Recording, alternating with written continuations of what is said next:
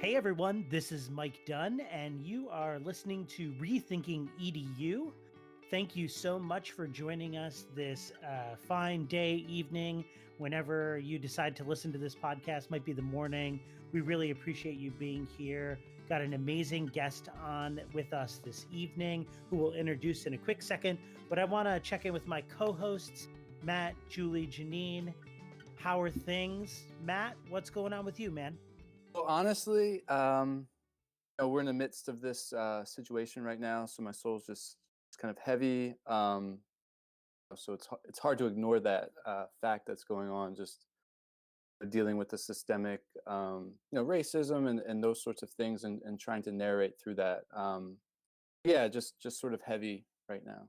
I hear you, man. Yeah, and if you're listening to this kind of out of order or not looking at the date of when we publish this podcast, right now we are in the middle of really a national reaction to the racist activity that was displayed by police officers in the murder of George Floyd. And we're going to talk a little bit about that in this episode. We can't really ignore that, obviously. And, I know our guest, Kevan, here is more than game to talk about that. But let's check in, Julie, Janine, how are you all doing? About the same. Heartsick, anxious. At the same time, hopeful that this will be the time that something changes or advances in some way. That's how I am. I'm looking for the hope, and actually, today I saw some rays of sunshine and hope there. Our 7th and 8th grade students have been sharing their iSearch presentations that they picked a topic to study for the entire year, and then we're giving presentations, to live audiences via Zoom. Normally it would be in front of people, but and they were just phenomenal presentations, and the way that they approached their learning and being able to communicate with other people and care, just that really gave me some hope today. So I'm glad that I was able to watch some of those. That's awesome. Yeah, and y'all work with middle school students. It's got to be, as we talked about with our guests, Joy and Bruce, it's daunting work working with middle school students, but it's so important, right? You're really crafting the minds of young people that are just uncovering ideas like racism in the United States or around the world, uncovering ideas like environmentalism or activism, and these things that are just so critical to our movement forward in this country. So, but anyway, we could talk about that for a while. I want to bring in Kevan Turman here. Kevan, how are you feeling this fine evening? Thank you. I'm doing very well, despite everything that's happening in the world. The interesting part for me is that I was diagnosed with COVID, and so not only Man. did I have to deal with a global health pandemic, then you have everything that's going on with the looting and the George Floyd's death. And so heavy is an understatement, I believe. I think that Right. a lot was put into perspective when the whole world stopped, and we were, some of us were forced to be in the house with our families. I consider myself to be blessed to see how my kids work, to see how my wife operates throughout the day. Those are all things that I was incredibly just happy about. And then, out of nowhere, my body starts feeling different. And at 41, when something's not right. Yeah. And Yeah. I said, I looked at my wife and I said, let's go get tested. And she's like, wait, what do you mean? What do you mean we need to get tested? And so she starts freaking out. And lo and behold, I tested positive. My wife tested negative. It's very odd, very weird. But, I also had a lot of contractors at my house getting work done. And, I was the person making the runs to the supermarket. So no, it just goes to show you nobody's exempt when it comes to the virus. And then, of course, I'm at the tail end of quarantine, and all of this happens. So Right. Again, heavy is an understatement, but it's pretty jarring. But I'm doing okay. I'm conditioned to not be okay. Yeah, yeah. I mean, this is one of the things that oh my gosh, sorry. We just got our curfew statement for the city of Philadelphia right now as we're recording this. Just I got a text message on my phone. That's It's 8:30, crazy. right? Yeah, 8:20. So they gave us a 10-minute window this time. Last time, I was like outside walking the dog and we were like an hour into the curfew and they were like, "Oh yeah, by the way, you should have been in your house an hour ago." I was like, "Oh, okay. I guess I'm going home." Um, in any case, Kevan, I'm so sorry to hear about your diagnosis of COVID. What has that been like for you and your family? It's a wake up call on multiple levels. So, my wife is to me extra, Hmm. right? Extra, extra, read all about it. It's like every time I step outside to get fresh air, even if it's on the deck, she wants me to spray down when I come back in the house. And Hmm. of course I sing a different tune once I got diagnosed out of nowhere, and I just started thinking like, wow, she's not playing. Like, so she stopped we decreased going to the supermarket, so she would just do it online. And even with that, they leave it at your doorstep, and she wants me to spray down every single bag. And Mm-hmm. for me, it was just way too much. And I realize there's Yeah. sensationalism in the news, and I think sometimes, here's my point: we're all in a bubble, and when you're forced to be quarantined, you have tons of opinions. But then when it hits close to home, you start to be a little more agile in your in how you feel about what people do and what they don't do. So Right. Right. we're doing okay. It's been a lot because the adjustment of thinking that, okay, one day I slept on a couch and then I just haven't moved in 14 days. Um, that's a lot to be quarantined to one part of the room, Yeah. where little things like your daughter wanting to watch a movie with you and her natural reaction is to jump on top of you and cuddle and have movie time, and you're just forced not to do all the little touches which are important to me. So Right. Right. we're live, which is great. We could talk for another hour about that altogether, I'm sure, but we really brought you on to our podcast this fine evening to chat a little bit about the Brothers Brunch. And we're in the middle of our series on networking here in Networks, and I you and I have gotten to know each other over the last 4 years or so. And I've learned slowly about what the Brothers Brunch, which is your social entrepreneurship endeavor, is all about. And I've loved it. And I think it's a really important way to think about networks and networking. And I'm hoping that we can spend a little bit of time talking about that, talk about kind of what you're doing with Brothers Brunch, what that means, especially in kind of the world we're living today. So if I went on brothersbrunch.com right now, I could pull off some keywords, right, that would describe what the Brothers Brunch is all about. I pulled off brotherhood, culture, conversation, cuisine, connection. All those things seem super important in what captures the essence of the Brothers Brunch. But before we go more into depth with that, I would love to just hear how the Brothers Brunch kind of emerged, because I think it's got a really unique story. And yeah, why don't you share that story with us? Sure. Well, we'll be 20, well, 25, I wish. We'll be 5 years strong as of November 16th, 2020. And, 5 years ago, there was a birthday that was coming up. And I said, wow, I really don't want to do anything huge. What would mean the most to me as I get older is if I can get at least 15 to 20 brothers that are in my personal and professional network, and maybe a few family members to just join me for a brunch. Maybe I could just rent Yeah. out a space or rent out an entire restaurant, and in this case, it was on South Street, Rex 1516.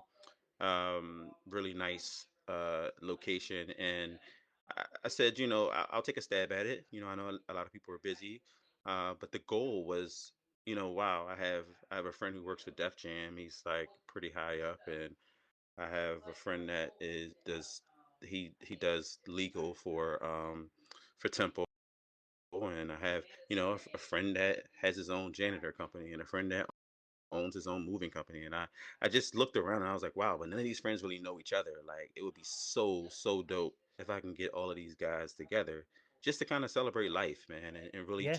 they can meet each other and see what happens. See how organic it can come out. So I really went all out. Everybody had table settings, and strategically were sat next to people that they didn't know, and it was called bow ties and blazers, so everybody had to wear a bow tie and a blazer. So it was awesome, and so I say all that to say, when we left, people just kept calling me like, "Wow, like that was really amazing. What we got to do it again." And I'm thinking to myself, "Well, I'm not an event planner. I just listen. I just wanted to have a good time for my birthday. I'm glad you enjoyed yourself." Then another call came, and one of my friends who was in the position of looking for a job, he said, "Dude, like the guy you set me next to, he hired me." And I said, Mm, "He yeah. hired you?" He said, "Yeah, we got to talking. He told me to send him my resume, and the rest was history." And so after the third conversation, I said, "Wow, maybe this is what our community needs. Like, it's a simple concept, but perhaps we need to have like organized efforts to just talk, like a conversation amongst men." Mm, mm. So the rest is history. It's the Brothers Brunch was birthed at that point. Great food, great connection, and great cultural experience. We made a commitment to never frequent or pay like a mainstream restaurant, if you will, like a Ruth's Chris or a Sullivan's, but to always find a really cool experience to expose men to. So the Brothers Brunch essentially is an expansion of one's palate, not just from a culinary standpoint, but from a life and experiential standpoint. So just from the beginning to end, everything's an experience, and it's an experience that expands your palate, if you will. Cool. That sounds awesome. And I have yet to come to a Brothers Brunch. I gotta try to get on the list for whenever we get one in the works. When we can get back together and be closer than 6 feet apart, whenever that's gonna happen. Um, I'll hold you to it. I know you will. I know you will. Uh, so you said the Brothers Brunch is about cuisine, culture, and conversation. And it's that last part that I want to kind of talk about for a minute here, if you don't mind. I and some of my co-hosts before we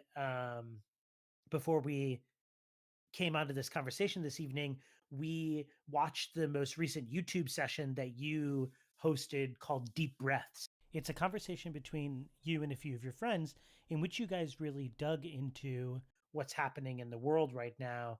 Can you tell me more about like what your thought process was bringing you and your friends together for this conversation? And just for the listeners out there, we're gonna drop a link to that conversation in the podcast description, and I strongly suggest you check it out. It's really great. But Kavan, tell us more about what you were thinking when you were bringing these guys together to talk. Well, Julie was thinking, "Hey, it's great, but it's long." So let's just go ahead and throw it out there. Right. I i- so here's the deal. This conversation is a conversation that my friends and I would have had anyway. So, Mm, we do similar to, I guess, the process that you and your co-hosts have, where you have a conversation about what you're going to talk about. And I called mhm. or text each one of them individually and said, "Listen, I really, I do a show called Food for Thought, and it's really it's powered by the Brothers Brunch, and it's the idea came about where things come to my mind all the time where I just want to hop on and I want to have I want to have good, meaningful conversation. So this particular food for Mhm. thought was me texting. I use a platform that it can only host up to 6 people. So I said, okay, who are the who are the 5 brothers that I would love to just have a conversation with? To me, I've never had more than one person because I like the one-on-one. But I said, this is the conversation that, we were at my house around the fire pit. Who would I want there and why? And so before you knew it, my guy who does hedge funds out in Manhattan, I wanted him on it because we always have interesting conversations. The gentleman I mentioned earlier who does legal for Temple, um, I wanted him on it, hanging out with the college together. And when I handpicked everybody and I said, listen, are you game to have this conversation? This is what I'm thinking. And what I was thinking is, I didn't want to do the typical, I can't breathe. But I wanted to say deep breaths. Just Mm. because I wanted, when you read the title, I wanted it to evoke an emotion. We all had to Mm. take Mhm. some level of a deep breath, just to kind of collect our thoughts, and to say that we're all on the same page and that we all feel the same thing is not true. It's different levels to the soul work that we have to do, and it's jarring, it's devastating, it's exhausting, but every last one of them said, I'm game with time. So there Mm. you Yeah. have it. We decided to do deep breaths. What to do when the air we breathe becomes too heavy. And so that's what basically wanted to talk about what was going on. This was before the looting, before everything hit the fan. But it was rather timely in terms of George Floyd's death. Yeah, that's awesome. And like I said before, if you're listening to this podcast, we'll drop a link in the description. Check it out. It's really insightful, and I want to just bring up one thing that one of your guests uh, mentioned that was really impactful for me. So, your guest Skia says, "Do you?" He says he was having a conversation with one of his children, and he I don't remember if it was his child who said this or he said this to the child, but the statement is, "Do you really understand the life you have?" And I was sitting there like, reading the news all day and being safe in my house and just thinking, man, um, do I really understand the life I have? I don't even know. I sat there and I thought about that for a long time. Such a tough question. Do I understand the life that I have? And I thought a little bit about this episode and how the Brothers Brunch is really about going after those tough questions. Like that's what makes the Brothers Brunch so powerful, right? Is like you bring people together and talk about things like toxic masculinity. You're bringing people together and talk about things like what does it mean to be a quote unquote good person, you know? And that's not something that people just talk about. I mean, people like us talk about that maybe, but like not everybody's walking around and like, oh, I want to hear your thoughts about toxic masculinity, you know? So I wanted to kind of get your take. Why do you think it's so important to bring people together to talk about stuff like that? Okay, well, I'll work. I'll work from the onset of your question when Askia made mention of, do you understand the life you have, and you mentioning that you had to think about the question. It's a very I understand the question, and it's a very easy question to lean into when you think Hmm. about your life every single day, right? And so when you think about life and you think about what life would be for your family if you didn't make it home from a speeding ticket, or your interaction at work where you were super passionate about an injustice of some sort, but you had to tone down your voice because you didn't want to be perceived as the angry black man. Um, I think about every decision that I make and everything that comes out my mouth every single day. I wish I didn't have to, but it's a product of who I am and the world that I live in.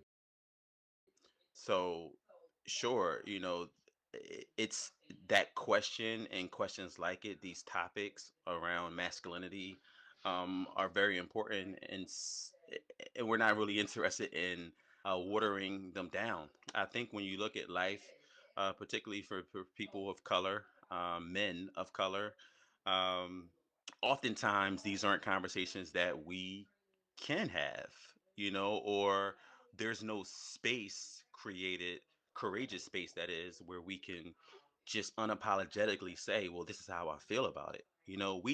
Nothing's left off the table. It's not all about race. We've talked about sexuality, masturbation, just what it feels like to be a man and have so many responsibilities, but then, leaning into relationships where, your counterpart, uh, social norms and all of those good things. So we talk about everything, but we talk about these topics primarily so that we can show up as better versions of ourselves. Society puts these labels on you when you start to express your feelings and your emotions. And the Brothers Brunch happens to be a table where um, all bets are off. Like, let's talk about it. Let's unpack it. Let's demystify. Let's do it all, because the reason why we have these emotionally unstable men is because as younger men, they didn't have the space. I'll leave it there for now, but I'll expound if you'd like me to. But I could talk, so I don't want to do that.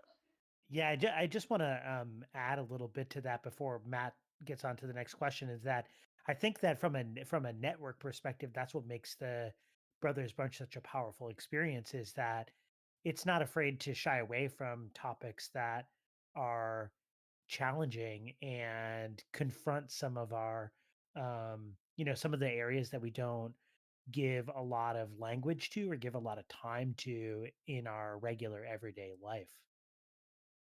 Yeah. So while we're talking about, sort of tackling serious issues head on, and I appreciate the way that you do that, and I appreciate the examples that you've shared. You're sort of spanning the wide range of things to tackle, and that's wonderful, and it's needed. And if it's okay, before we get too far into this conversation, I just wanted to take a moment and just spend some time. I know we've mentioned, George Floyd killing and some different things, but just spend a moment now and talking about that, the protest, the looting, and I'm just really interested to hear, your general thoughts on it. I know that you've had that YouTube episode, so people can go to that for a little bit more depth, but just to hear your thoughts about it and sort of the role that Brothers Brunch might be able to play moving forward. No, I appreciate this platform to talk about that. In so many ways, I am numb. Um, I think this whole world of leadership, right, where people feel that you're the person on the front line and you're the person always wanting to talk about things, and you have the podcast and you have the Brothers Brunch and you're leading. Um, Sometimes you ask yourself the question, who's strong for the strong? I'm tired and I'm not okay, and I would like to have some moments where that's okay Mm. for me not to be okay, and for me not to wear the mask that grins and lies when I go to work, or for me not to answer this person's phone call, for me not to talk about. But I also realize Mm. heavy is the head that wears the crown. So for me, the unjust killing of George Floyd is in the protest. This is just from years of systemic racism and microaggression, and we can put on whatever fancy term you want to put on it. Let's go. We can go back and forth with that. But the bottom line is, what I saw on the video was almost made me feel guilty. And here's where I'm going with that. I literally, if you watch the video, we literally sat and watched as a form of entertainment the the the life leave another human being. And if that make you emotional or make you like feel something, then perhaps we, maybe we just don't belong in the same circle, right? Because I it's not only jarring, but it makes you just it causes you to just stop because Mm. there's so many questions there.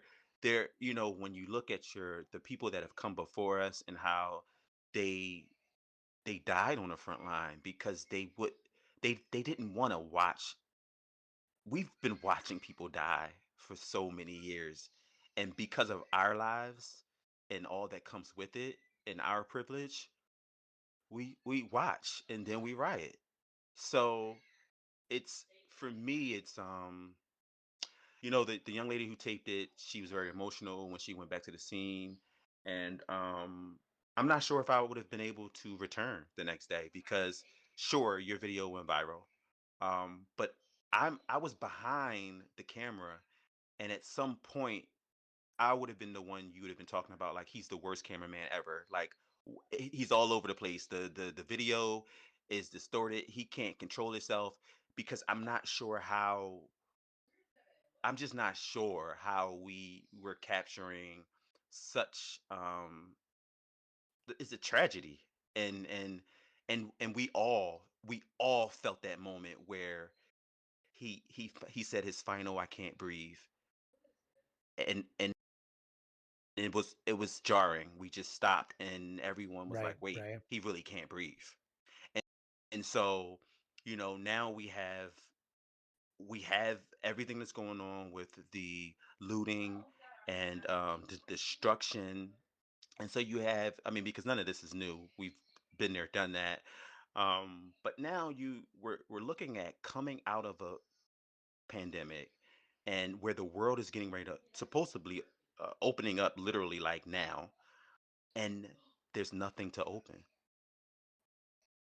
And it's when I think of my community, and when I think of, like, I had to tell someone the other day, um, we, everyone wants to talk about it, obviously, right? So you get on the phone with your friend, and it's like, yeah, Hmm. it's Hmm. crazy what's happening in Wilmington, and they're like, I had to remind them, well, yeah, well, we're both in the suburbs, in our homes, safely, in our developments, so it's all relative. Like we can talk about it, but what exactly what's our stance going to be, and I don't live in those neighborhoods, but I'm from those neighborhoods. And it's so the range of emotion is just crazy. So now I have my kids where I'm trying to explain it to them, but you might as well say I'm like a history teacher because unless they experience it, they're Hmm. not on the front line. This is a 13-year-old and an 11-year-old. So to fast forward to answer your question, where does the Brothers Brunch stand? It's hard to say because the work that we continue to do, the work that we've done, is the work that we will continue to do. I'm not. I had someone ask me if I wanted to go. So I set up a cleanup the day after the riot, and Public Works apparently went out there at 4 o'clock in the morning and did their thing. So there was no need for all the people that said, hey, I'm coming out, there was no need for people to go. So I had a friend call and say, hey, I still need to be down there. I want to go. I think we should go down there. They need our leadership. And in that moment, I declined because I am not in, I'm not looking for a photo op. I'm not looking to, because I knew what was happening. The mayor was doing his walkthrough. Um, and I'm not, I don't want to talk, and I don't want the Brothers Brunch to be, I don't want to throw on the sweatshirt, and I don't want to represent just to say that I was there when there's no work to be done. The real work comes with policy and getting out front of legislation and things of that nature. So being a part of that, but not necessarily having to be the you know on the front line of it, right? So just continuing to do the work that we always do is what the Brothers Brunch will be doing. And that's serving the community, having these conversations, making sure that our conversations have real deliverables and that we're not just sitting around eating food and running our mouths. You mentioned that you're numb and that you're hurt.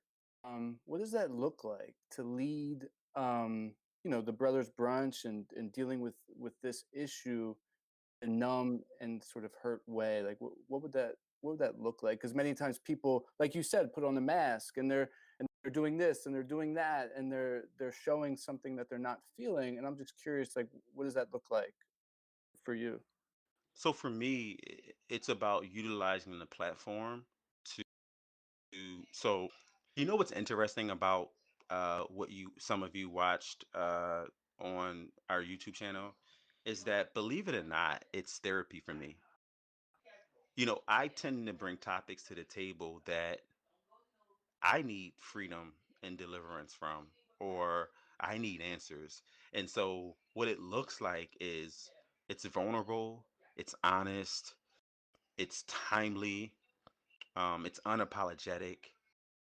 It, it it's it's being able and being courageous enough to say I'm not okay, or that I'm vulnerable. So there was a question that I asked, and I want to bring this up. One of the things I said was, I asked the gentleman, I said, listen, how do you all feel about having to wake up and go to work? And after something like this happens, when your heart is so heavy that you can't even give it words, and yet you're going to, for many of us, we're going to go to these jobs where no one's even going to ask. It's going to be business as usual. How does that make you feel? And so we had a really great discussion around it. And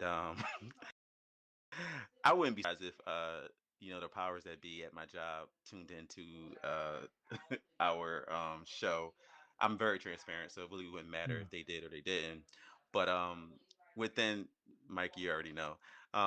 Within 48 hours, I got a voicemail from the founder of my school, and she said, "I will never know what it feels like to be a black man, and I am a white woman with privilege, and I understand that.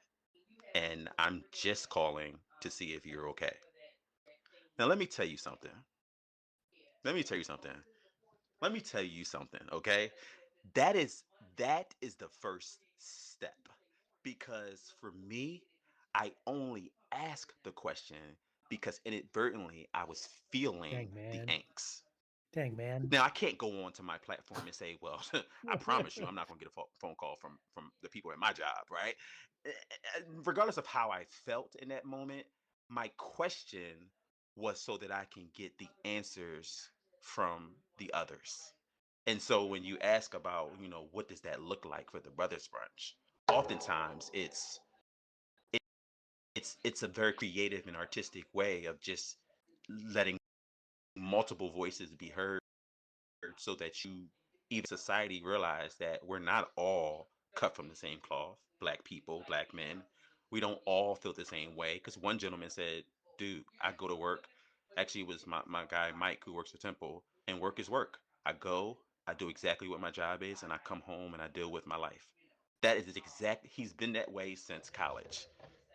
Part of the reason why he's super successful, maybe. I don't know. I mean, he's a lawyer, he's a researcher, he's a doctor, he has more degrees than I can count, but he's been able to compartmentalize, where my other, colleague was like, well, no, I look, if everybody got to be uncomfortable, everybody have to be uncomfortable. Like, because Right. if it's on my mind, it's on my mind, and I'm going to talk about it. So we're all different, but I say all that to say, we leave room. So if you tuned in thinking it was going to be angry black men, you were sadly mistaken, because sure, we're angry, we're disappointed, Yeah. we're like, we're frustrated, we're a range of emotions, but we also recognize the privilege in the fact that most of us have come so far in our careers and in our lives that the game changes. It's like, wow, I understand every aspect of everything that's going on, but it makes it even harder, right? We have so much to lose. Some of us are on the front line, some of us are not. Some of us have a whole lot to lose, some of us have less to lose. But it didn't change the fact that it hurts. It hurts, and we have kids that we have to explain it to, and we have jobs that we have to go into, and whether it's lighter, or heavy or heavier, has a lot to do with how far your job is willing to step up.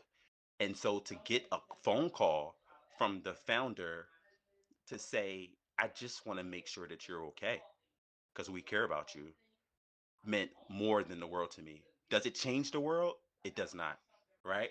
But leaning into the conversation, and her going into the fact that I know that we're going to have to we have a lot of work to do, and I can't pretend to know all the answers, but I'm hoping that we can figure it out together. Is That's what life is about. That's what the Brothers Brunch is about. It's about, rewriting a narrative where everything doesn't just make us angry. That's, I mean, there's a lot of stages of grief, a lot of stages, and we actually tackle all of them. Kevan, I'm struck by a couple of things. Oh, everything you've said. A few things. Bringing it back to your network. Thinking about rewriting, and thinking about that soul work. I wonder, because we're in the middle of these episodes on networks, and we have spent some time meeting with networks that are united around a cause. They are attempting to move policy forward or change some practices in education of some kind. I'm wondering if you can talk a little bit more about what that network means to you. And then really what's transferable to teachers. I'm not expecting that you have a prescription for education or schools, especially now. But I'm just wondering, you're also a director of advancement in a school. If there's a connection that you can make between all of the things that you've just shared and sort of your network and what's transferable for this moment in education. We have a lot of teachers listening. When I think network, it encompasses all. When I think of these networks, for me, it runs the gamut. So when I look at life as I know it, and all that I've experienced in life, for over 40 years, I think I have a range of people, places, and things that add to my network. So, for example, um, there's a school for homeless kids in Atlanta that they need help with reading.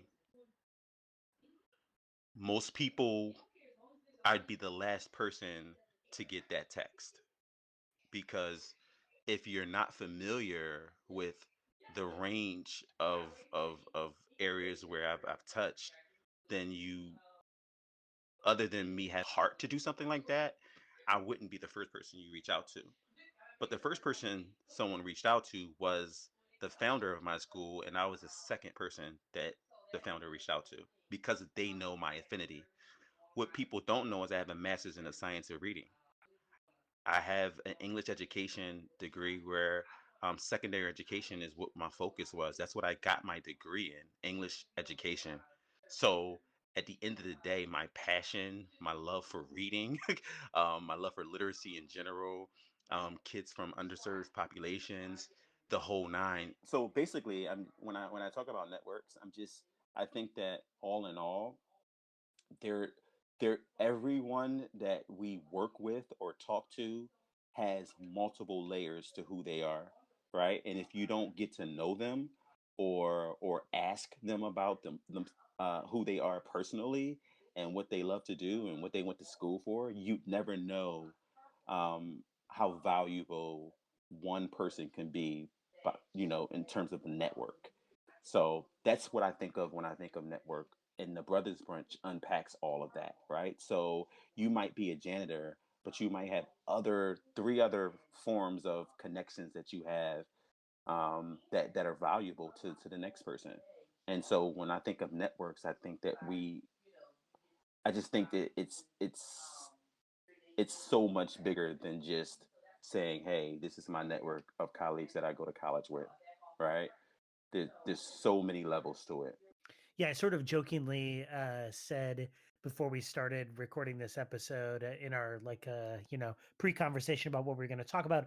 I sort of jokingly said that I don't think Kevan looks at networking in the circa 2001 version of networking, right? Which is like I've got 85 business cards in my Rolodex. I don't even know if people know what a Rolodex is anymore, but I got 85 business cards in my Rolodex, and my quote unquote network is, I'm going to call the guy with the last name Jones, under the J's, and he's my guy that I know that knows about, whatever. Or the like 2007 version of networks, which is, I'll start that over again. Or the social media version of networks, which is I'm going to collect as many friends as I can collect in my friend bank and have them on Facebook. So I got, 2,348 friends in my friend bank on Facebook. And that goes everything from my, Aunt Fran to my cousin Jim to my high school friend that I, still don't talk to really, but they're in my quote unquote network, That's not really what the Brothers Brunch is all about. No, it's not. The thing is it's all about relationships, and that it's kind of the easiest way to explain it is my 9 to 5 and my 5 to 9. It's them colliding with each other, and it's explosive because all roads lead to relationships and being intentional about being relational. So people don't understand. Like there was a gentleman. He's an alum now, and his mom is still involved with our school. But they had a devastating loss where her mom and his grandmother passed away, and so he, mind you, there's lots going on in the world, but he's like, look, we're going to be riding around our neighborhood just to beat horns. And what people don't know is I live so far away from the school, so far away from where this gentleman lives. And the fact that he told me, I was honored by that, right? And so I drove an hour and 15 minutes to drive down his block for all of 10 seconds. And for me, I do it over and over and over again because I think what networking used to look like and what networking looks like now, and let's just call it, it's so many ways to call it, engagement, relationships, whatever the case may be, is that networking isn't disingenuous. And part of why networking doesn't work is when it's disingenuous. So it's about people, and it's about being very intentional about being relational with people, and it's the same thing that I want to do, and it's the same way I want to show up for people that are a part of the Brothers Brunch. It's just about people, and when the lights go off and the fanfare is over and the pomp and circumstances is null and void, people are people, and some people are hurting and they really need you to show up for them, and I just like to use the platform to do as such. Yeah, I really love that there's such a focus on building relationships and making these connections that are, building trust. Um, and I think there's lessons here that can definitely be carried over into the school setting. And definitely on our podcast here, Rethinking EDU, we're always trying to think of, how can we do school differently and, move forward. And I'm wondering what you're. Can I say something? Sure.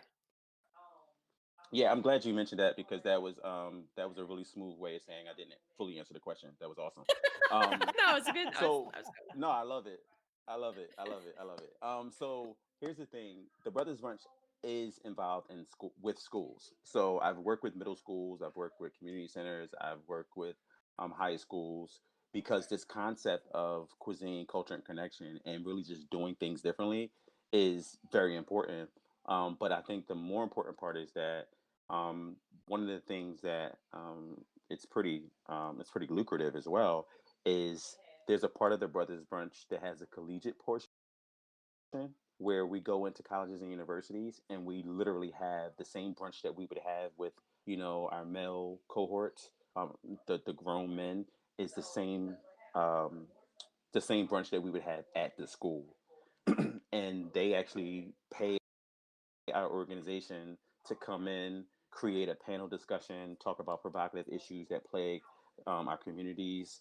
And there's so much research in terms of completion rates, retention, and the beauty in having a conversation amongst men in terms of what's needed for our young men in order to them to continue to like muscle through all the things that they're going through. So when you talk about this space, I think practitioners are realizing that we have to be creative in how we educate our young people.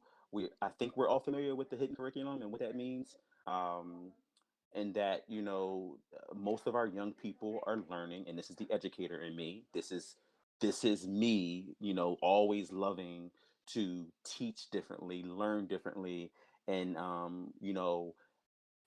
not being able to give it voice as a young person. My mom is on drugs. I'm the only child. I'd been molested, years before, and I'm making my own, you know, uh, meals, and but I'm looking forward to the school that the lunch is. I mean, the lunch that the school is giving me, and I might be a little distracted when I have a bad morning, because I had to take care of my mom. And when the teacher doesn't that, because what goes on in my house stays in my house. Like, you see all the layers there that like no one would. But then I show up and I'm Kevan. I'm just Kevan. And there's so many layers to what a young person needs, and all that trauma. Took me to a place where all I wanted to do was all I needed was an opportunity to go to college. And then I get to college, and now I'm trying to still muscle through all the things I never got counseling for, right? So I'm in college and I'm just a young guy, and I'm super charismatic. I become president of my class, and now I'm wearing this mask like all the time. And no one's realizing that I still have tons of trauma to go through, right? And that's me. That's a true story for me, right? Can you imagine all the young people out there from various social economic statuses that have dealt with so much trauma, and yet the curriculum they won't teach you how to deal with that. They'll say, yes, we have a career and counseling service. We have a counselor on the premises if you need them. But then you have the Brothers Brunch come in, and we come in guns blazing, and we have these conversations. Like, whether you like it or not, you're going to hear it, even if you don't want to engage. Yeah. Yeah, it's a great way. You're modeling. You're being your mentors for your community there. I think that's fabulous. That's amazing what you're doing. I'm wondering what's next for the Brothers Bunch. What do you got on the agenda? Wow. So there's two parts of the Brothers Brunch. We have the traditional regular Brothers Brunch, business, however you want to call it. But 2 years ago, we became an official 501(c)(3). We do a lot in the community, regionally, um, nationally. We've actually each year we go to Haiti, and this is the first year that we weren't able to go due to COVID. And so the only part that we're still rethinking, if you will, is how we show up as mentors. I'm very sensitive about mentorship and what that looks like and what that means. So we've done some one-offs, but and we've gone to detention centers, and we've had some.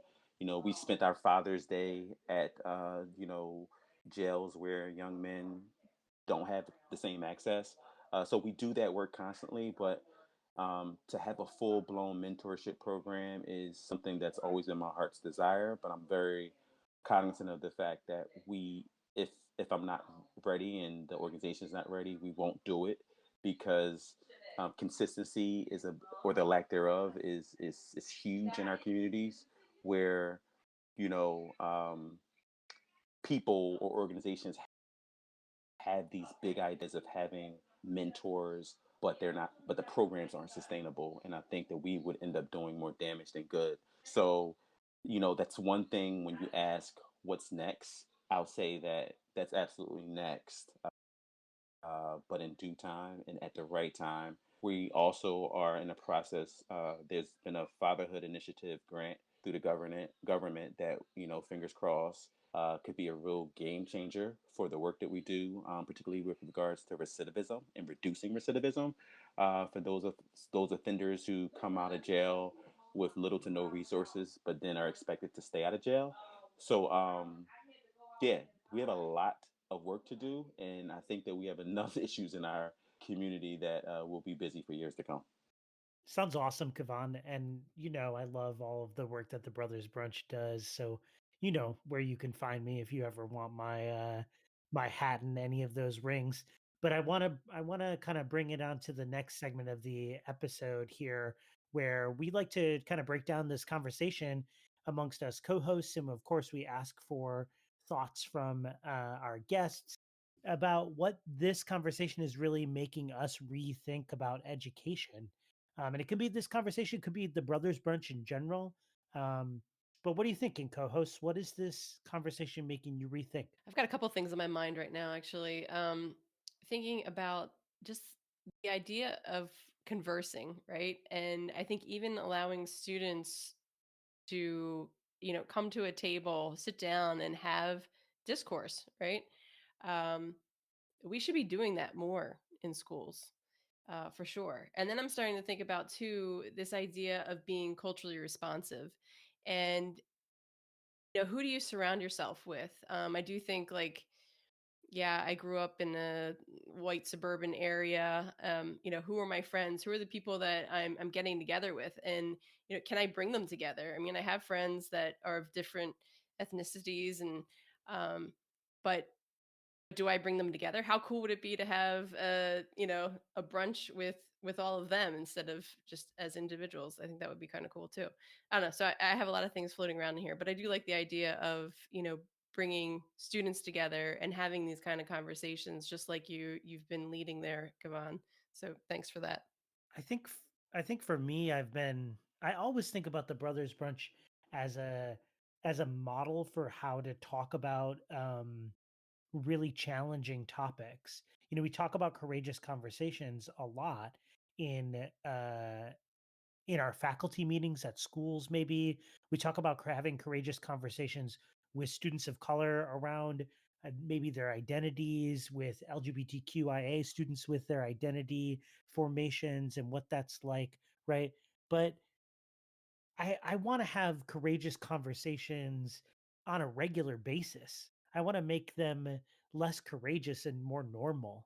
Like, let's just talk about um let's talk about what it means to be a good person in our social studies classes, and how you know when you're a good person. Let's talk about what race has to do with the construction of American society in our classes. Let's make those conversations normal.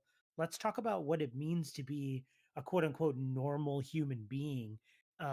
Let's talk about what it means to live a good life, to live a fulfilling life. Like, those are conversations we should be having with students. We chatted with Ron Berger from EL Education a couple episodes ago, and he talked about EL teaching students how to right, be smart to do good in the world. And I have to say that has really resonated with me here in this podcast as well. Like, how are we having conversations with students about what it means to do good in the world, and how we learn to do good in the world, right? What it means to be an active participant in society. I think those are all so critical. And I don't know that enough teachers feel super equipped to be able to have those conversations on a regular basis. When I'm teaching history class, I'm talking about the idea of race as it existed in ancient Greece. And I don't know how many history teachers are talking about that. And my question is, why not? Right? Um, but I think part of that is constructing a safe space, and that's what um, is kind of cueing me here from Kavan's work with the Brothers Brunch. He's generated a safe space through the Brothers Brunch in order to talk about things that are challenging and bringing people to the conversation that have the expectation and the knowledge that, like, this isn't just going to be your, run of the mill, how's the weather sort of conversation. We're going to dig in here and you should get ready for that. So that's what I'm rethinking. I think for me, thinking about,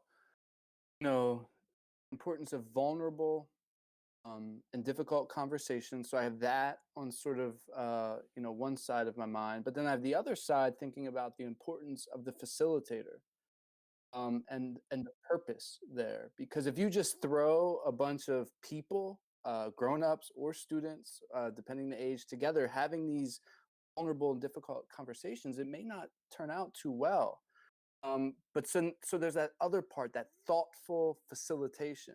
It doesn't mean that the adult, and I'm sure it doesn't, within the Brothers Brunch, the moderator is not controlling like every conversation, but they're there. Even the way you set it up, right? It's thoughtful. It's who am I going to sit at the table? Like you opened up with the one conversation. I thoughtfully put people together, and that is part of the key there. That's part of the recipe. Thinking about the food aspects of the Brothers Brunch, but yeah. So you have that, and then you have that, and you sort of need those two pieces, and that could have a powerful place within education.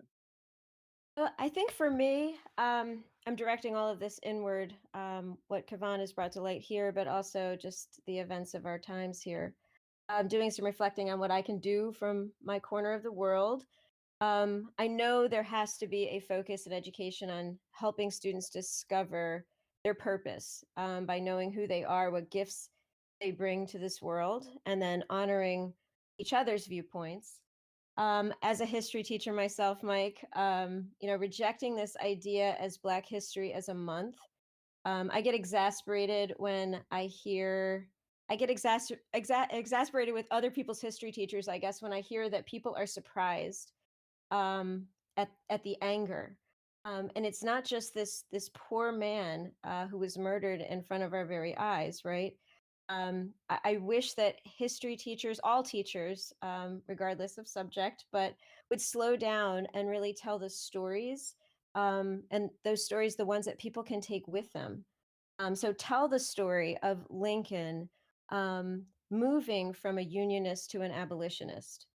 Tell the story of Booker T. Washington and Du Bois having that conversation across time about what education should look like and the way forward. Tell the story of Emmett Till, but then bringing it forward to our more recent times so people aren't surprised, and tell the story of Trayvon Martin. So that's part of it. And I think, too, having project work in schools be about community activism. How else will students really come to see themselves as someone who can affect change in this world? We don't just learn about things, but we work to change yourself and then the community. So for me, just thinking about, summer planning, thinking about finding teachable moments, they're right in front of us, and building those relationships is a good place to start. Really thank you, Kavan, for all that you brought to light today. No, thank you. Thank you. I really appreciate it being here. It's funny when you said Emmett Till, it triggered me just because I realized that, inadvertently as a parent, I've my kids only know about Emmett Till, probably not because they learned it in school, but every single time they lie, that's the lesson that I always use. So when my daughter lies on her brother, which, listen, they're 11 and they're 13, so you can imagine how many times we've had this conversation. But when they were Right. really Yeah. small and I would use the story, my wife would be like, "Oh my God, you're scaring them." And I'm like, mission accomplished. But now I have teenage and preteens who all I had to do is say, "Well, we know the story about Emmett Till, right?" And I give the daddy look. and my daughter can give Right. you the entire, because it's that serious, right? So while, it starts in the home where okay, you probably lied on your brother playing a game when he wasn't supposed to be playing a game, or whatever the lie was. But at the end of the day, it's those lies, right, that particularly for people that look like them, it's that conviction that you had when you lied on your brother that can get people killed. And that's when they realize the severity of all of our actions, big or small. So I love that you said that, just because it kind of triggers me in terms of the work really has to start at home, right? And having these tough conversations with the people for whom we love. So thank you for the platform. So we got one last segment to go, and that's plugs. I hope everybody has a good plug for the evening. I'll start off. I just ordered a book at the recommendation of a friend of mine called Ghost Boys by Jewel Parker Rhodes. It's a young adult novel about police brutality. It's sort of in the same vein that Angie Thomas's The Hate U Give is written in, and I'm super looking forward to it. It's coming to my house hopefully in the next couple days here, really in needing of some timely reading, and I hope that it's a good choice. I trust the person who recommended it to me, so I'm sure it'll be good. Julie, what do you want to plug? I'd like to plug the Global Oneness Project. If you just Google that, resources mostly for high school teachers to explore cultural, social, and environmental issues through stories with their students. Cool. What about you, Janine? I'm going to plug DoSomething.org. DoSomething.org is a great site. Again, it also encourages student activism, and it hosts all sorts of projects by students. And there's even scholarship opportunities that are offered on there. But DoSomething.org. Cool. Matt, what do you want to plug? I'm gonna go with textingstory.com. It's an app, so iOS or Google Play app, and so students would talk about a topic, but they would write about it through text. So it'd be kind of cool and creative, especially if you're having a conversation, and then it comes out, like that. So they could write a super long story, or they could write a shorter creative piece. Interesting, huh? I'll have to mess around with that. Super cool. And Kevan, you got the last plug of the evening. Of course, we're going to plug the Brothers Brunch in the podcast description and your YouTube conversation, Deep Breaths. But what else do you want to plug? That's it. Follow us, the Brothers Brunch. We are on all social media platforms, and we just want to continue to do the work. We, no topic is left off the table. It doesn't matter who you are, what you look like. Most times it does matter that you are you identify as a brother, and we'll take it. We just want to have these conversations and talk about the issues that really plague our communities from our vantage point. Awesome. Kevan, thank you so much for being on our podcast. We really appreciate it. To everyone out there listening, we hope that you have enjoyed this episode as much as we have in recording it. We feel like this conversation is very timely and super important to talk about what's happening in the world right now and how it relates to education. We hope that you'll continue to listen to our episodes here on Rethinking EDU and tune in for the next segment that we have on networks, which I'm sure we're definitely got some great guests lined up for our next few episodes here before we round out the series and venture into our next series. In the meantime, I hope you stay safe out there, be well, and thanks for listening.